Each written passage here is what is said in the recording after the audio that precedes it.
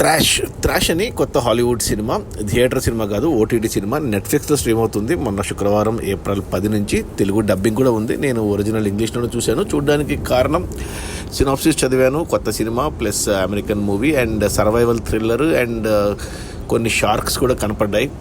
So అందుకు చూశాను అనమాట. రియల్గా జరిగిన స్టోరీ ఏమో అనుకుని చూశాను, కానీ తర్వాత తెలిసింది రియల్ స్టోరీ కాదు, ఫిక్షన్ అనేసి.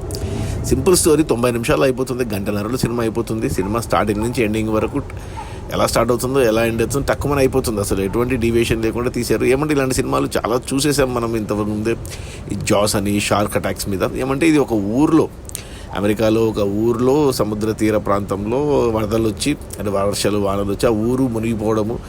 సో వాటర్తో పాటు కొన్ని షార్క్స్ లోపలికి రావడము, ఆ షార్క్స్ నుంచి జనాలు ఎలా తమను తాము కాపాడుకున్నారు అనేది మేజర్గా. ఒక 3 టీనేజర్సు, ఇంకొక టీనేజరు, ఒక ప్రెగ్నెంట్ ఉమెన్, వీళ్ళ స్టోరీనే మెయిన్ సినిమా అంతా. వాళ్ళు ఎలా సర్వైవ్ అయ్యారు, ఎలా బయటపడ్డారు, ఆ షార్క్స్తో ఎలా పోరాడారు అనేది సినిమా. చాలా అంటే టకటకటగా వెళ్ళిపోయింది సినిమా. సో ఓకే అనిపించింది నాకు. నా రేటింగ్ వచ్చి 2/5. చూడవచ్చు సినిమా, నో ప్రాబ్లం, హ్యాపీగా చూసేయచ్చు. ఒక ఫ్యామిలీతో చూడొచ్చు అంటే చూడొచ్చు, కానీ ఆ ప్రెగ్నెంట్ ఉమెన్ డెలివరీ సీన్స్ ఉన్నాయి అంటే ఏం చూపారు కానీ మనకు, బట్ అది కొంచెము ఇబ్బంది అనుకుంటే స్కిప్ చేయొచ్చు, లేదంటే ఫ్యామిలీతో కూడా ఎంజాయ్ చేయొచ్చు. ఒక సర్వైవల్ థ్రిల్లర్ చూడాలి అంటే చూసేయండి. నా రేటింగ్ వచ్చి 2/5. Neither good not bad, okay, decent one time watchable along with family. అది ఈ త్రాష్ నెట్ఫ్లిక్స్లో ఉంది, తెలుగు డబ్బింగ్ కూడా ఉంది, but preferably watch it in English. ఎందుకంటే డైలాగ్స్ ఏం పెద్దగా ఉండవు, అంత యాక్షనే. సో ఒరిజినల్గా చూడండి విత్ ఇంగ్లీష్ సబ్ టైటిల్స్ అర్థం కావాలనుకుంటే. Okay, bye.